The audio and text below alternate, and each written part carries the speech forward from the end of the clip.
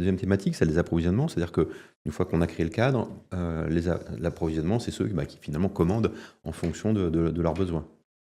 Exactement. L'approvisionneur, c'est la personne qui fait, en fait, si l'achat, c'est un peu la macro, l'approvisionneur, il fait le micro au quotidien, il commande ce qu'il a besoin. Et là, il a besoin donc d'interlocuteurs qui sont à l'écoute, d'un fournisseur qui répond bien. Il a aussi besoin d'avoir des stocks qui sont fiable, parce qu'en fait, l'approvisionneur, quelle est la donnée d'entrée? C'est le besoin et le stock et les délais de livraison qu'il a derrière pour pouvoir assurer à la production de pouvoir fonctionner. Ok. Est-ce que pareil, quels sont les dangers ou les bonnes pratiques en termes d'approvisionnement? Alors, le danger, ce que j'ai vu dans certains cas, c'est que l'approvisionneur, il veut être tranquille et il dit, moi, je fais un grand stock, comme ça, je suis tranquille. En plus, ça coûte moins cher si j'achète en grosse quantité et puis moi, je m'en occupe plus. Ça, c'est un danger parce qu'il y a l'obsolescence. Donc, il peut y avoir aussi des durées de vie de certains composants dont il faut tenir compte.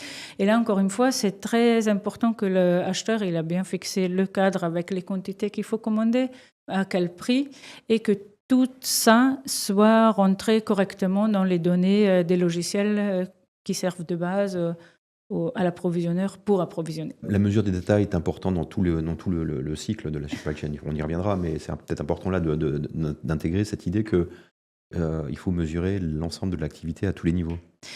Si on peut améliorer ce que l'on mesure, on dit ça, et c'est vrai parce que sinon on ne peut pas savoir s'il y a une progression positive ou négative.